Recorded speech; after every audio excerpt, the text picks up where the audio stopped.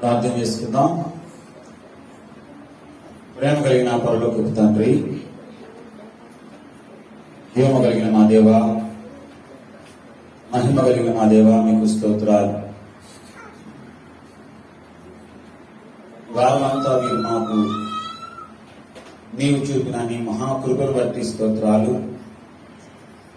పాపులైన దురస్థలమైన మాకు మీరు అనుగ్రహించిన మీ రక్షణ బట్టి, మీ రక్షణ ప్రణాళిక బట్టి స్తోత్రం. శిలువలో ప్రాణత్యాగమై రక్తము కార్చి మా కోసం సమాధి చేయబడి మూడవ దిన మృత్యుంజయుడై లేపి మాకు మీరు దగ్గరగా వచ్చి మమ్మల్ని దర్శించి మా జీవితాలను మార్చి మాకు ఇచ్చిన రక్షణ బట్టి స్తోత్రం చెల్లిస్తున్నా.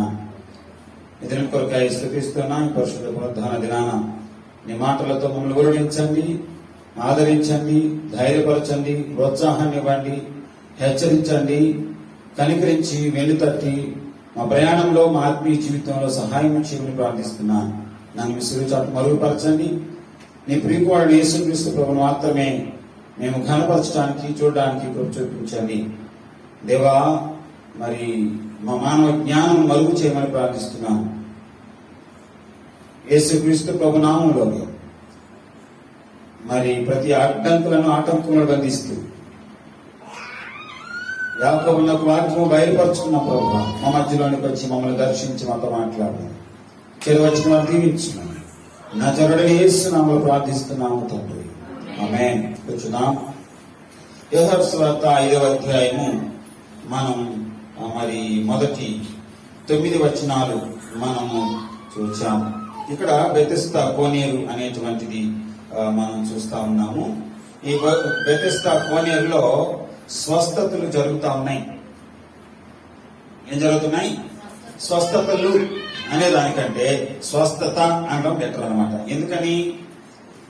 అక్కడ అనేకులు ఆ కోనేరు దగ్గర చేర్చబడుతున్నారు. అనేకులు ఆ కోనేరు చుట్టూ ఉన్నారు. ఎవరెవరు ఉన్నారు అన్నది చూడండి, మనకు వాక్యంలోని మంచి ఆధారము మనకు లభిస్తా ఉంది. ఎవరెవరు ఆ కోనేరు దగ్గర మరి బాగుపడడం కొరకు, మరి స్వస్థపరచబడడం కొరకు చేరారు అని అంటే, రోగులు, గుడ్డివారు, కుంటివారు, ఓచకాలు చేతులు గలవారు గుంపులు గుంపులుగా పడి ఉండేది. ఒకరు ఇద్దరు కాదు. The great multitude. ఒకరు ఇద్దరు కాదు, చాలా ఎక్కువైనటువంటి జనాంగము ఆ కోనేరు చుట్టూ ఉంది. కానీ అక్కడ అందరికీ స్వస్థత కలుగుతా ఉందా? అక్కడ అందరూ మేలు పొందుతున్నారా? అక్కడ అందరూ పోయిన వారు, దిగిన వారు అందరూ కూడా స్వస్థతను అనుభవించగలుగుతున్నారా అని చూడగలిగితే అలాగా ఏమీ లేదంట. కానీ ఎవరు పొందుతున్నారు? ఎవరు పొందుతున్నారు? 3వ వచనంలో, ఆయా సమయములకు దేవుడు కోనేరులో దిగి నీళ్లు కదిలించుట కలదు. నీళ్లు కదిలింపబడిన పిమ్మట మొదట ఎవడు దిగులో వాడు ఎట్టి వ్యాధి గలవాడైనను, చూసారా, మొదట దిగిన వాడికి మాత్రమే స్వస్థత. ఇది చాలా మంది ఈ లోకంలో ఇదే స్థితిని కలిగి ఉన్నారు. ఎక్కడో ఒక చోట ఒక స్వస్థత కలుగుతుంది. బహుశా అది నీళ్ల ద్వారానో, కోనేరు ద్వారానో, మంటపం ద్వారానో, లేకపోతే కోనేటి మిట్టో, లేకపోతే ఏదో ఒకటి, గుడో, గోపురమో, ఏదో ఒకటి, ఒక బాబానో, ఏదో, లేకపోతే ఎవరో ఒకరు ఏదో ఒక రీతిలో ఏదో ఒక చోట ఒక స్వస్థత జరిగితే జనాలు ఒక్క స్వస్థత కోసం ఎంతమంది వెళ్తున్నారంట? గుంపులు గుంపులుగా వెళ్ళుచున్నారు. ఇది లోకము ఆకర్షిస్తున్నటువంటి విధానం, లోకము ఉన్నటువంటి తీరు. గుంపులు గుంపులుగా వెళ్తున్నారు. పోయిన వారందరూ బాగుపడ్డారా అని అంటే లేదు. కానీ మొట్టమొదటిగా ఎవరు? అట్లాగని ఆ వ్యక్తి దగ్గర శక్తి ఉందా? అక్కడ ఏమైనా మహిమ ఉందా? అక్కడ ఏదైనా గొప్ప వింతలు జరిగే మహత్కార్యములు ఏమైనా ఉన్నాయా? అలా ఏమీ కాదు. అక్కడ పంపించబడేదేంటి? ఒక దేవదూత వస్తుంది, నీళ్లు కదిలిస్తుంది. ఇక్కడ ఎవరి మొక్కాలి? దేవదూతను గొప్ప అని చెప్పుకుందామా? నీళ్ళని గొప్ప అని చెప్పుకుందామా? ఎవరు అని కాదు. అక్కడ వాళ్ళిద్దరూ ఎన్నుకోదగినటువంటి వారు కాదు. కానీ ఆ దేవదూత ఎక్కడి నుంచి వచ్చింది, ఎందుకు వచ్చింది, ఎవరి చేత పంపించబడింది అన్న ఉద్దేశాలు మనం పరిగణలోకి తీసుకోవాలి. ఈ దేవదూత వచ్చింది, తన పని తను చేసుకుని వెళ్ళిపోయింది. మనుషుడు మొట్టమొదటిగా ఎవడైతే దిగుతున్నాడో ఆ అలలు తాకిడి, ఆ మొట్టమొదటిగా ఏర్పడిన అలలు తాకిడికి ఎవరైతే స్పర్శించబడుతున్నారో వాడు మాత్రమే స్వస్థత పొందుతున్నారు. కానీ ఇక్కడ సర్వోన్నతమైన దేవుడు అలల కంటే మించినటువంటి రీతిలో, పంపించబడిన దేవదూత కంటే మించిన రీతిలో యేసుక్రీస్తు ప్రభు మనకు కనిపిస్తా ఉన్నాడు. కానీ ప్రజలు నిజమైనటువంటి లోకరక్షకుని చూడట్లేదు, కానీ ఎవరి వైపు చూస్తున్నారో తెలుసా? నీళ్ల వైపు చూస్తున్నారు, దేవదూత వైపు చూస్తున్నారు, ఇంకేం చూస్తున్నారు? దెయ్యాల వైపు చూస్తున్నారు, రూపించబడినటువంటి వాటి వైపు చూస్తున్నారు. రూపించబడినటువంటివి, మనుషుల చేత ఏర్పాటు చేయబడినటువంటివి, మనుషుల చేత కలగబడినటువంటి వాటిలో నుంచి నీకు స్వస్థత సంవత్సరానికి ఒకసారి జరగచ్చేమో గాని నీకు రక్షణ అయితే ఎట్టి పరిస్థితులలో జరగదు. కానీ ఒక వ్యక్తి రక్షించబడటం ఎంత ప్రాముఖ్యతో, స్వస్థపరచబడడం ఎంత ప్రాముఖ్యతో, రక్షణలోనికి నడిపించబడడం కూడా అంతే ప్రాముఖ్యత ఉంది. ఇంకొక రకంగా కొంచెం ముందుకు వెళ్లి మాట్లాడుకుంటే, స్వస్థతల కంటే మించినటువంటి అద్భుతం, అద్భుతాల కంటే మించిన అద్భుతం యేసుక్రీస్తు ప్రభువు అన్నారు, మీకు యోనాను గురించిన అద్భుతం కంటే ఇంకా ఎక్కువైన అద్భుతం ఇక చూపించబడదు. ప్రవచనాలు చెప్తావా అని అడిగి వచ్చారు. ఏరియా కంటే మించినటువంటి ప్రవక్తులు, ప్రవచనాలు అవసరం లేదు.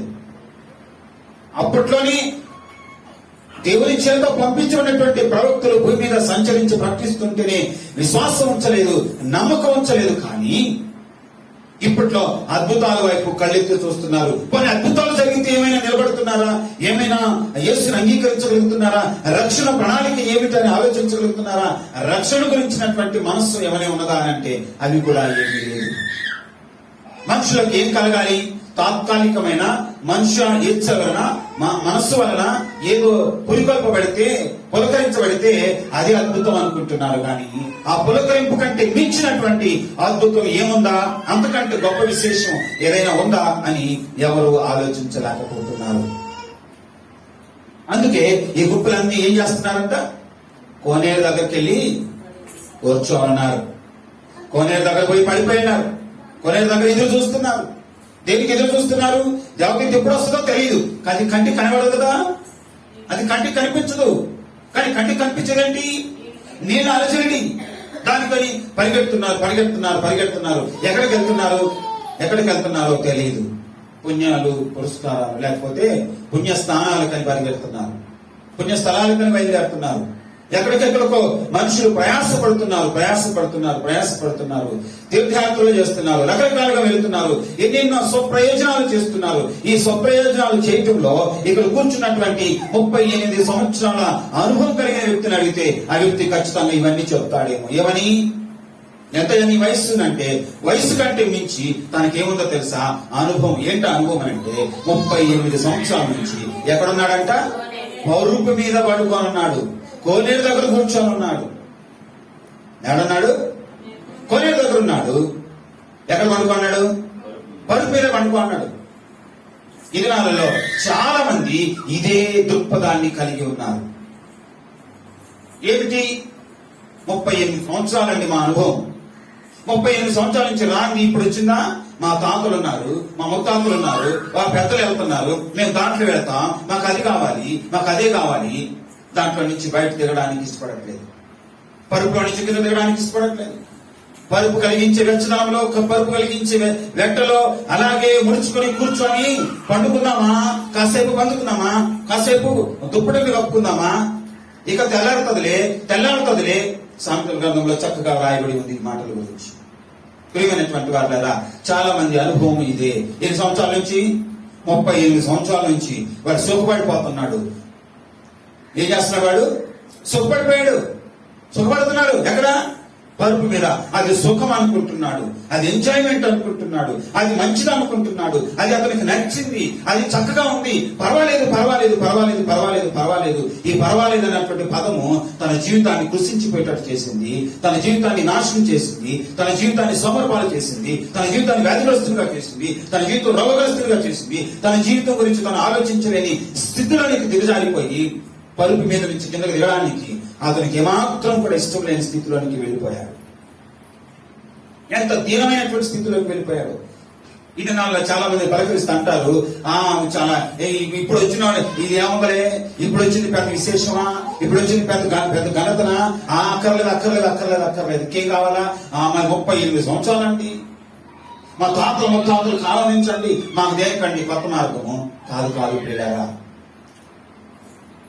ఈ యొక్క చూస్తే ఈ పరిస్థితులను మనం చూస్తే ఈ వ్యక్తికి 38 సంవత్సరాల నుంచి అన్నటువంటి పదం దగ్గర ఏమనగా తెలిసిన బహుకాలము, ఇట్స్ మోర్ ఎక్స్పీరియన్స్. బహుకాలం నుంచి వాడు పరిపూర్ణ పడిపోయినాడు, ఆ మత్తులో ఉన్నాడు, నిద్ర మత్తు, వ్యసనాల మత్తు. ఎలాగుంది? వ్యసనాల మత్తు, చెడు అలవాట్ల మత్తు. ఈ దినాలలో యవనస్తులు ఇలాంటి పరుపుల మీద ఉంటున్నారు. కారణం ఏంటంటే వాళ్ళకి అందులో సుఖం కనిపిస్తుంది. మత్తు మత్తు మత్తు మత్తు ఏంట మత్తు? వీడైతే పరుపు మత్తులో ఉండిపోయాడు. కానీ ఇదినకు ఉన్నటువంటి జీవన విధానంలో, జీవన శైలిలో చాలా మంది ఏదో ఒక మత్తులో ఉంటున్నారు. ఇది ఉంటే లేదా లిక్విడ్ ఆర్ సాలిడ్.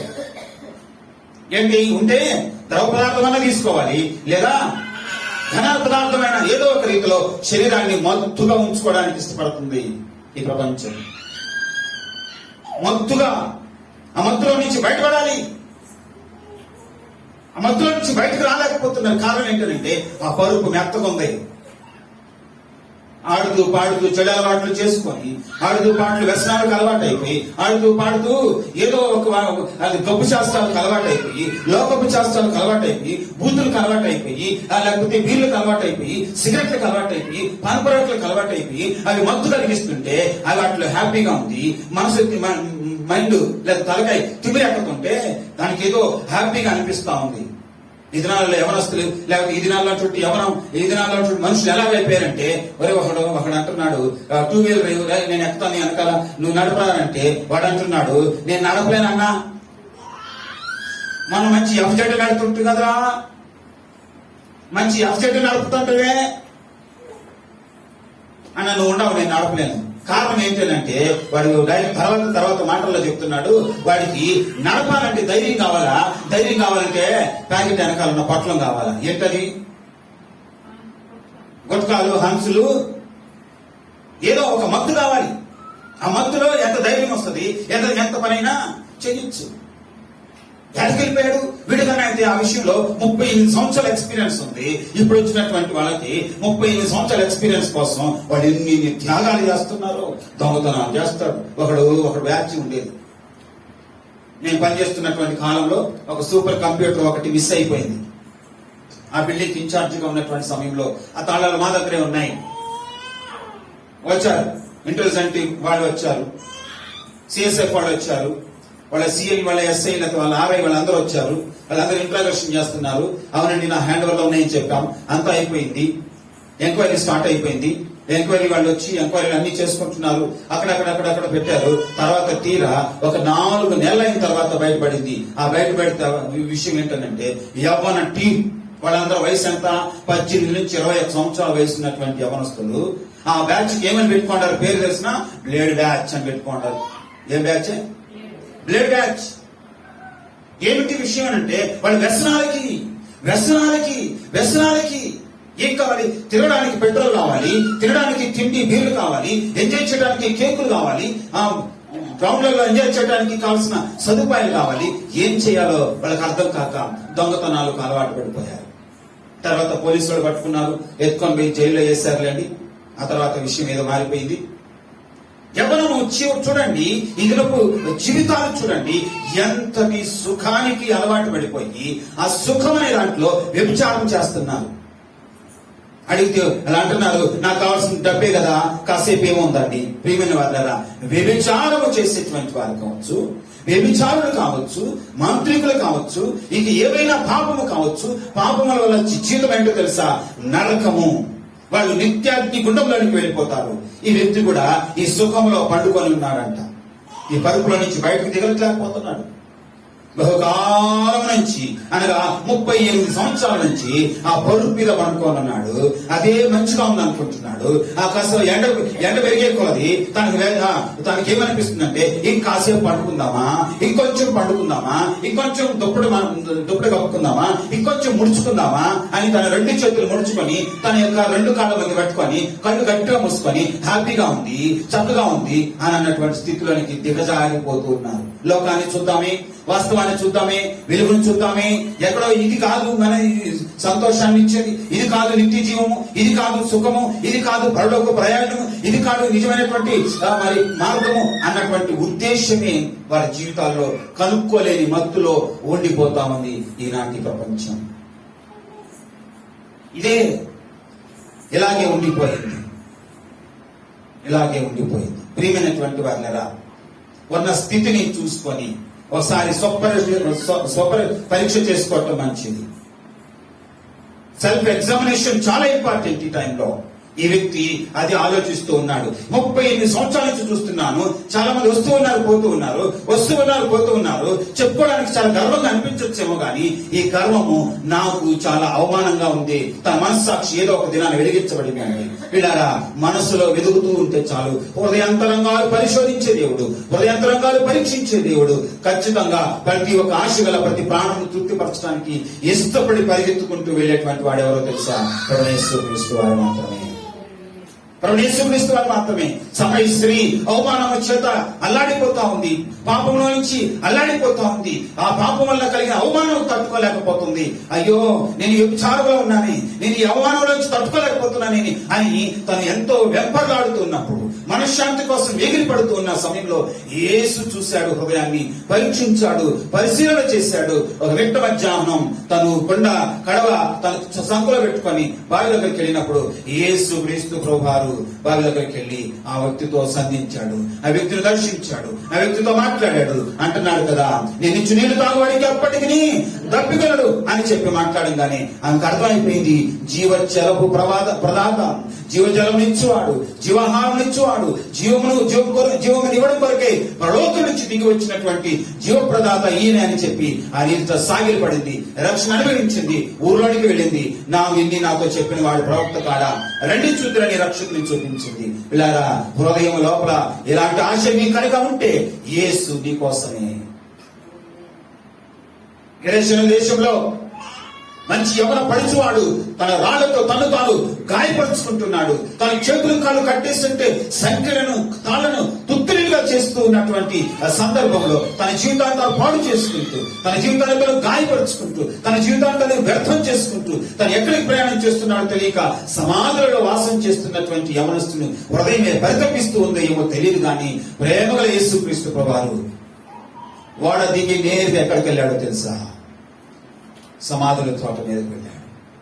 దూరం నుంచి పరిగెత్తుకుంటూ వచ్చి సాగిలి పడ్డాడు. యేసు స్వస్థపరిచాడు. కొంత సమయం తర్వాత చూస్తే ఆ వ్యక్తి ఒకప్పుడు బట్టలు లేవు, ఒకప్పుడు అవమానం తెలియదు, ఒకప్పుడు చేతులు రాళ్ళు ఉండేవి, ఒకప్పుడు ఆ ఊర్లో నుంచి వచ్చేటోళ్ళకి పోయేటి వాళ్ళని రాళ్లతో పిచ్చుకొట్టులు కొడుతూ ఉన్నాడు. తను గాయపరుచుకుంటున్నాడు. తన జీవితాన్ని నాశనం చేసుకున్నటువంటి వ్యక్తి ఇప్పుడు ఏమయ్యాడు తెలుసా? చక్కగా దూకొని ఉన్నాడు, చక్కగా బట్టలు వేసుకున్నాడు, స్వస్థ చిక్కుడాయ్ యేసు పాదముల చెంత కూర్చొని యేసు చెప్తున్న మాటలు వింటూ ప్రారంభించాడు. యేసు జీవితాలను బాగు చేసేవాడు. యేసు హృదయాంతరంగాలను చూసి పరీక్షించి వారి దగ్గరకు వచ్చి వారితో మాట్లాడి వారి సమస్యలను తీర్చి వారికి ఇవ్వాల్సిన శాంతిని సమాధానమును కుమ్మరింపచేసేవాడు ఎవరో తెలుసా? యేసు మాత్రమే. నువ్వు అనుకుంటున్నావు ఈ 2 రోజులు మురిపంగా మురిపించి, మెరుపులు మెరిపించి, నీ కళని జిగేలు మరిపించి, నీ జీవితాన్ని అప్పుడుపరిచేటువంటి పాపము శాశ్వతం అనుకుంటున్నావేమో. పాపము నిన్ను పట్టుకుంటుంది, పాపము నిన్ను పట్టుకుంటుంది. ఒక దినాన్ని ఆ వీధిలో నిలబెడితే ఆ దినము నువ్వు తలదించుకోవాల్సి ఉంటుంది. పాపం వల్ల వచ్చే జీవితం మరణం అండి. పాపము చేసి సుఖించిన వారు ఎవరు లేరు, పాపం చేసి తప్పించుకున్న వారు ఎవరు లేరు. పాపం వలన మేలు పొందిన వారు ఈ ప్రపంచంలో ఏ ఒక్క నరుడు కూడా లేడు. పాపం నుంచి బయటపడాలి. ఈ వ్యక్తి పాపం నుంచి బయటపడదాం అనుకుంటున్నాడేమో తెలియదు కానీ యేసు నేరుగా వెళ్ళి ఏం చేశాడో తెలుసా? ఒక ప్రశ్న వేశాడు. ఆ ప్రశ్నకు తన జీవితం తప్పిపిల్లాడిపోయింది. ఒక ప్రశ్న వేశాడు. ఆ ప్రశ్న తన జీవితాన్ని తన ఎదుటికి తీసుకొని వచ్చేసింది. ఒక ప్రశ్న తనకు అర్థమయ్యేటట్టు చేసింది. ఏంటో తెలుసా? అది స్వస్థపడగోరుచున్నావా? హల్లెలూయా. ఏమడుగుతున్నాడు యేసయ్య? స్వస్థపడగోరుచున్నావా? స్వస్థపడగోరుచున్నావా? 6వ వచనంలో మనం చూస్తా ఉన్నాం. యేసు నీతిగా ప్రశ్నిస్తున్నటువంటి మాట, నీవు స్వస్థపడగోరుచున్నావా? ప్రియమైనటువంటి దేవుని బిడ్డ, నీవు స్వస్థపరచగోరు. ఈ పదంలో ఉన్నటువంటి 2 అర్థాలు, ఒకటి శారీరకమైన స్వస్థత కావచ్చు, లేదా రెండవది నీ హృదయానికి నీ మనసుకు కలిగినటువంటి స్వస్థత కావచ్చు.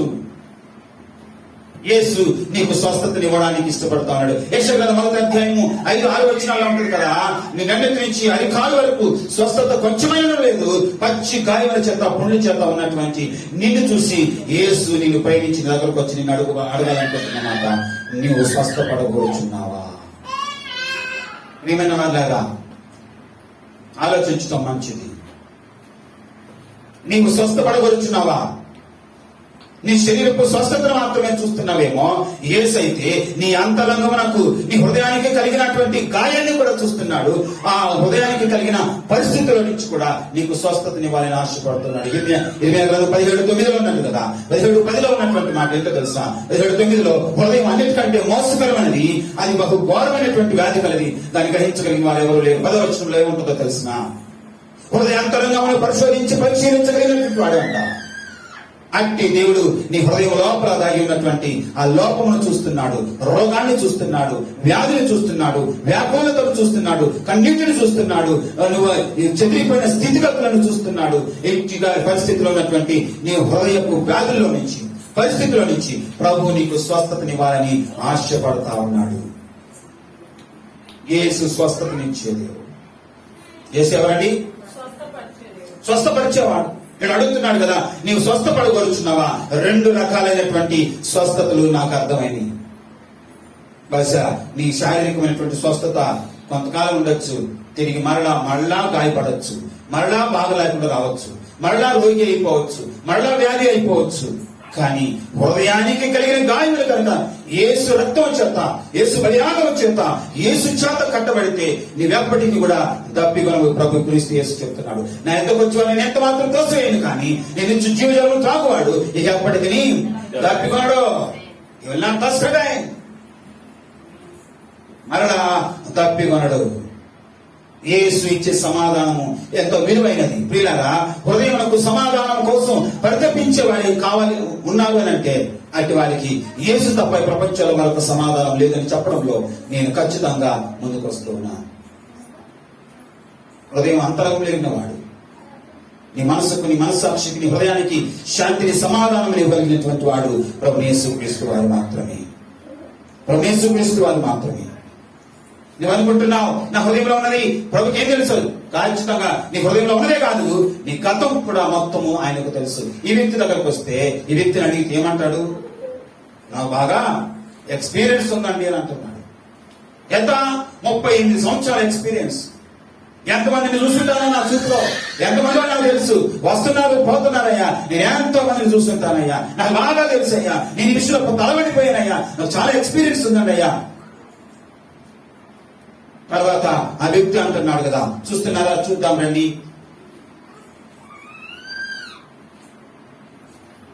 6వ వచనంలో